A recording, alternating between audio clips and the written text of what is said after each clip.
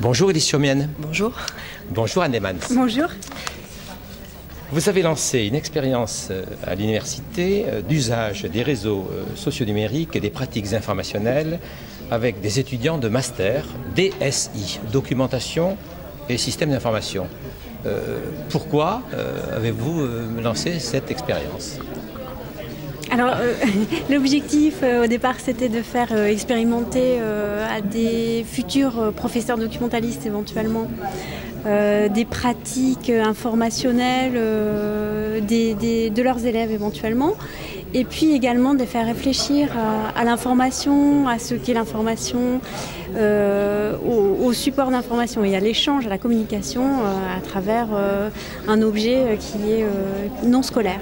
Mais vous êtes l'enseignante, Anne, si j'ai bien compris. Oui, je suis l'enseignante, mais donc mon travail est plutôt un travail de médiation, en l'occurrence, et d'accompagnement, plus que de véritablement enseignement. Et il s'agit de vos étudiants ? Il s'agit de mes étudiants. En master ? En master M1 1 et 2 oui. De documentation et système d'information. Et vous donc, Élise ? Moi, je suis ingénieure d'études et je suis chargée du pôle TIS à l'université Bordeaux 3 Michel de Montaigne. Et donc je participe à cet enseignement autour de la veille des systèmes d'information, d'identité numérique à l'UFM, donc auprès des M1 et des M2. Et aujourd'hui, vous participez au campus européen de la Cité des Savoirs, donc à Poitiers. Dans votre description de l'expérience, vous partez de l'ENT et vous dites c'est un bon levier pour découvrir et maîtriser un réseau aux frontières plus floues. C'est quoi ce réseau aux frontières plus floues ? Internet, voilà, et que l'ENT, qui de toute façon ils doivent l'utiliser, donc on se sert aussi de quelque chose qui sert pour toute leur formation et même pour le côté administratif puisqu'ils vont retrouver des documents, le courrier électronique institutionnel, donc c'est aussi l'outil institutionnel. Donc on s'en sert en fait parce que le cadre est bien connu, et alors qu'après sur Internet, on le sait bien, les frontières sont plus floues. Alors votre projet, c'est en particulier passer d'une communauté de pratique à une communauté d'apprentissage. Expliquez-moi.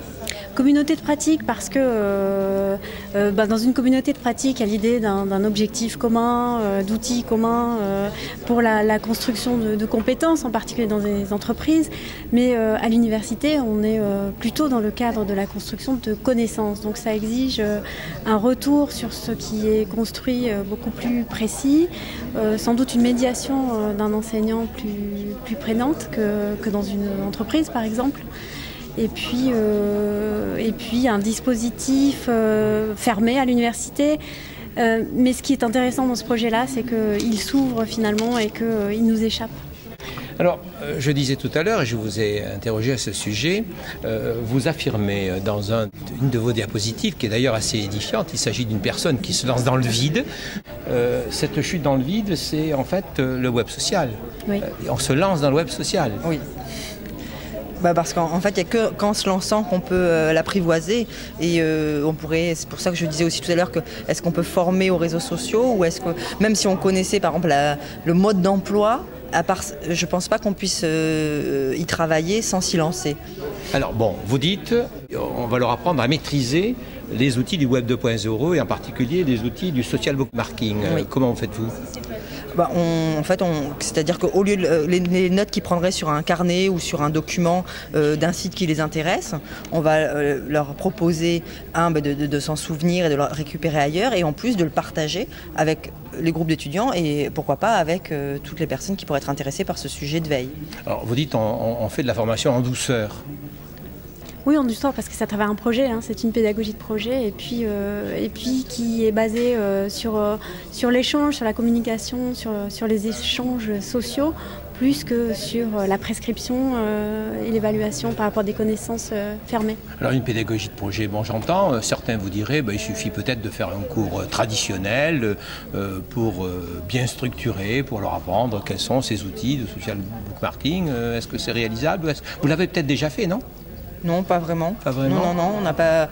Mais le projet, c'est pareil, il faut qu'ils soient acteurs à part entière. S'ils sont simplement passifs, ils écoutent la méthodologie du projet, même s'ils écoutent bien. Voilà, c'est comme nous. Je pense que plus on mène de projets, plus on a des chances de réussir. Il faut se casser un peu aussi les dents. Comment construire chez ces étudiants la notion de travail collaboratif et de translittératie ? La question est difficile. Bah justement, à travers les pratiques, à travers le retour sur les usages et à travers la construction, j'ai parlé d'une grammatologie. Oui, justement. À travers la construction progressive de règles, mais que l'on se fixe à soi-même parce qu'on en comprend le sens. Et concrètement, est-ce que vous avez senti chez les étudiants qu'effectivement cette grammaire, ils la maîtrisaient de plus en plus ? Oui, je crois, puisque au début, ils partent un petit peu dans tous les sens, et puis c'est ce que je disais, ils se basent plutôt sur la notoriété pour construire leur réseau, et puis petit à petit, ils vont se baser de plus en plus sur l'expertise. Est-ce que dans les suites, justement, que vous avez pu constater, vous avez pu vérifier que les objectifs étaient, pour la plupart de ces étudiants, atteints ? Oui, je dois dire en tout cas pour le projet qui est terminé. Après, à chaque fois, donc c'est pas oublier l'humain. Et là, on est avec un nouveau groupe. Je suis pas convaincue qu'on aura les mêmes résultats pour le projet qui pourrait être le même. Donc ça qui est intéressant aussi. Bon, ce projet, si je comprends bien, ça a eu des effets sur les étudiants, mais les effets sur les enseignants. Oui, ça a eu des effets sur les enseignants, sur nous, pour justement prendre l'habitude de travailler ensemble avec des cultures un peu différentes, mais complètement complémentaires. Et puis sur les autres enseignants, oui, ça les intéresse, ça pique leur curiosité, ça les amène aussi à réfléchir sur le fait qu'on n'est pas obligé toujours de tout maîtriser dans un environnement d'apprentissage et que c'est intéressant de laisser les étudiants en liberté de temps en temps. Vous avez affirmé que même l'institution avait à y gagner. Je ne comprends pas. Si, je comprends, mais disons que je voudrais que vous m'expliquiez pourquoi. Déjà, ça la valorise. C'est-à-dire que si c'est ouvert sur l'extérieur, on se dit, à l'UFM, le master, ça valorise l'université. En plus, ça peut donner envie à des étudiants de s'inscrire. Parce qu'on ne sait pas, comme parlait la question de la remarque d'une étudiante ici, on a assez peu de retour sur ce qui se passe. Il y a une sorte de passivité, parfois, de l'étudiant qui est là pour absorber du savoir. Et là, il peut s'exprimer. Donc, les autres étudiants peuvent se dire, dans cette formation, je trouverai peut-être ma façon de faire, où il y a peut-être une liberté que je ne trouve pas ailleurs. Donc ça donne aussi une visibilité sur les formes d'apprentissage, non ? Oui, voilà. Bien sûr. La génération Y, ils maîtrisent, ils pratiquent, et pourtant vous avez donné le sentiment que l'utilisation des réseaux sociaux numériques n'était pas dans le champ professionnel ou dans le champ des apprentissages était recherché par les étudiants. Ils étaient plutôt dans un champ privé sur un autre type de pratique. Expliquez-nous. Voilà. C'est bien connu maintenant que l'idée de digital native est un petit peu inutile dans la mesure où effectivement si les jeunes savent jouer, par exemple utiliser des techniques, ils n'en maîtrisent pas du tout vraiment les fondements et même ils ne savent pas utiliser en dehors de pratiques ludiques.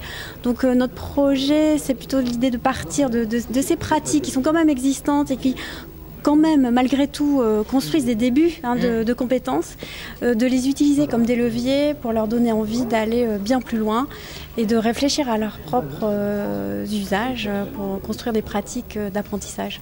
Alors justement, passer de critères de notoriété à des critères d'expertise, est-ce que c'est si difficile que ça à mettre en œuvre ?